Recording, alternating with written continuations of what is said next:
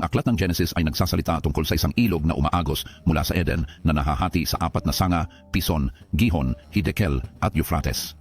Ang Hiddekel ay dumadaloy sa silangan ng Assyria habang ang Tigris ay nagtatakda ng kanlurang hangganan ng Assyria noong panahon ng Biblia.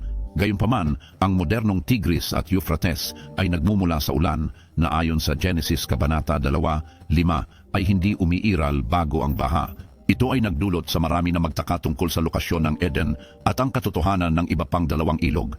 Maaari bang sila ay mga labi ng isang mundong binago ng pandaigdigang baha? Ang mga kamakailang pagtuklas sa oceanography ay nag-aalok ng isang kapanipaniwalang posibilidad. Malalim sa ilalim ng mga alon na nakatago sa ating paningin ay dumadaloy ang malalaking ilog ng malamig, siksik na tubig. Nagmumula-mula sa Mid-Atlantic Ridge, ang mga ilalim ng dagat na agos na ito ay mas malaki pa kaysa sa pinakamakapangyarihang mga ilog sa lupa. Maaari bang ito ang mga nawawalang ilog ng Eden? Ang Mid-Atlantic Ridge ay isang malawak na hanay ng bundok sa ilalim ng dagat, isang lugar kung saan ang tubig ay dumadaloy sa ilalim ng sahig ng karagatan na pumapalibot sa planeta. Isang lugar kung saan nagkakahiwalay ang mga tectonic plate ng daigdig. Dito, sa kailaliman ng karagatan, bumubulwak ang sobrang init na tubig mula sa mga hydrothermal vent na lumilikha ng malalakas na agos na umaabot ng libu-libong milya. Ang mga nakatagong ilog na ito na hindi nakikita ng mata ay humuhubog ng mga kanal sa sahig ng karagatan at nakakaimpluwensya sa pandaigdigang klima. Inilalarawan ng Genesis ang ilog Gihon na dumadaloy sa paligid ng lupain ng Kush na madalas na iniuugnay sa Afrika. Habang pinagtatalunan ang eksaktong lokasyon ng Kush, naniniwala ang ilan na saklaw nito ang Afrika na mayaman sa mga yamang ito. Maaring ang ilog Pison ay isang napakalaking ilalim ng dagat na agos na nagmumula sa Mid-Atlantic Ridge. Isipin ito. Ang agos ay naglalakbay pahilaga sa kahabaan ng kanlurang baybayin ng Hilagang Amerika. Dala ang mga mineral at sediment. Pagkatapos ay dumadaloy ito patungo sa Russia at Japan, sa huli ay nahahati sa paligid ng Pilipinas. Ang napakalaking ilog sa ilalim ng dagat na ito ay tiyak na magpapalibot sa isang malawak na lugar na posibleng tumutugma sa biblikal na paglalarawan ng Habila. Ito ay isang napaka-interesanting tanong. Nangunguna ang Pilipinas sa mundo sa mga makasaysayang yaman mula sa Genesis Kabanata 2, kabilang ang ginto, perlas at ang batong onyx. Isa itong ilog na kasing laki ng mammoth na may sariling mga pinaka-interesanting katangian, Gihon, Hiddekel at Parat. Ang sistema ng Tagaytay at Trench na pinagtibay ng NASA at ng pagmamapa ng National Geographic sa sahig ng karagatan ay tumutugma sa mga heograpikong palatandaan ng Genesis 2. Ngunit paano naman ang Gihon? May ilan na nagteorya na ang Gihon ay maaaring isang malalim na agos ng karagatan na pumapalibot sa Afrika. Ang agos na ito na nagmumula sa bahagi ng Timog Atlantiko ng Mid-Atlantic Ridge ay maaaring umikot sa kontinente ng Afrika na nakakaimpluwensya sa klima at buhay dagat nito. Ang Hiddekel na kinilala sa sistema ng Tagaytay at Trench ay maaaring naging isang sanga ng napakalaking agos na ito na lumilihis patungo sa Golpo ng Persya. Ang Parat na lumilihis mula sa timog na dulo ng Mid-Atlantic Ridge ay naglakbay pakanluran sa baybayin ng Timog Amerika patungo sa Hilagang Amerika. Ang agos na ito na nakikipag-ugnayan sa Gihon ay maaaring lumikha ng isang komplikadong sistema ng mga ilog sa ilalim ng dagat na humuhubog sa sinaunang mundo sa mga paraang ngayon pa lamang natin nauunawaan. Ayon sa aklat ng ikalawang Esdras 6:42, bago ang baha, ang lupa ay isa lamang sa 7 bahagi ng tubig o mga 15%. Ang lubos na naiibang tanawin na ito ay maaaring nakaimpluwensya sa pagbuo at daloy ng mga sinaunang ilog na ito. Ang Hardin ng Eden ay hindi kailanman matatagpuan sa ibabaw ng balat ng lupa.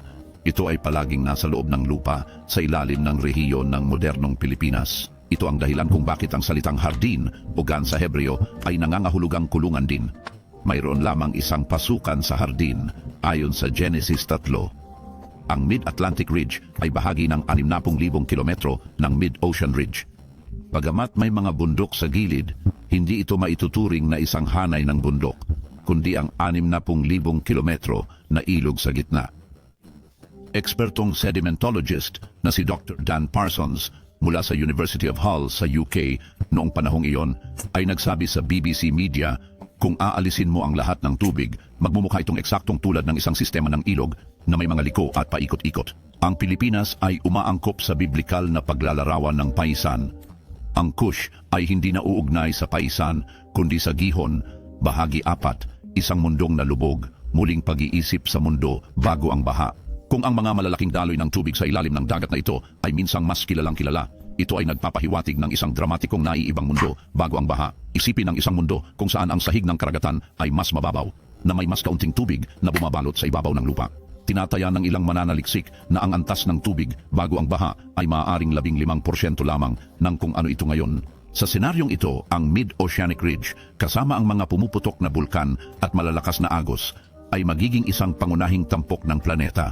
Ang mga mababaw na dagat ay direktang maaapektuhan ng mga napakalaking ilog sa ilalim ng dagat na ito. Ang Paisan, Gihon, Hidikal at Euphrates, sa halip na makulong sa kalaliman ng karagatan, ay magkakaroon ng mas aktibong papel sa paghubog ng lupa at pagsuporta sa buhay. Ang pananaw na ito ay nag-aalok ng bagong pag-unawa sa ulat ng Genesis. Ang hardin ng Paisan, ang hardin ng Eden na dinidiligan ng 4 na ilog na ito ay maaaring matatagpuan sa isang kontinente na lubos na naiiba sa atin, na hinubog ng makapangyarihang puwersa ng kalaliman. Section 5. Titanic na mga talon, ang di nakikitang karilagan ng kalaliman.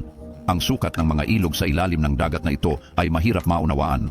Isipin ang Titanic na mga talon na bumabagsak hindi sa hangin, kundi sa mga patong ng tubig sa karagatan. Ang mga agos na ito, na pinapagana ng pagkakaiba sa temperatura at alat, ay nagdadala ng mas maraming tubig kaysa sa lahat ng mga ilog sa lupa na pinagsama. Ang kanilang kapangyarihan ay humuhubog sa sahig ng karagatan, humuhukay ng mga bangin, at nagdadala ng mga sustansya sa malalayong distansya. Nakakaimpluwensya sila sa paglipat ng buhay dagat, sa pamamahagi ng init at maging sa hangin na ating nilalanghap. Ang mga nakatagong ilog na ito na hindi nakikita ng ating mga mata ay patunay sa mga kamanghamanghang puwersa na humuhubog sa ating planeta. Habang patuloy nating sinasaliksik ang kalaliman ng ating mga karagatan, natutuklasan natin ang isang mundo na higit na naiiba. Isang mundo na mas komplikado at mas dinamiko kaysa sa ating inaakala. Ang nawawalang ilog ng Eden na minsang itinuring na alamat ay maaaring maglaman ng susi sa pag-unawa sa sinaunang nakaraan ng daigdig at sa pagkakaugnay-ugnay ng lahat ng buhay sa ating planeta. Sa wakas, natuklasan ng agham ang biblikal na mga bukal ng dakilang kalaliman. Tinatawag silang hydrothermal vents at umiiral lamang sila sa loob ng sistema ng mga tagaytay at bangin sa ilalim ng sahig ng karagatan na mga ilog mula sa Eden.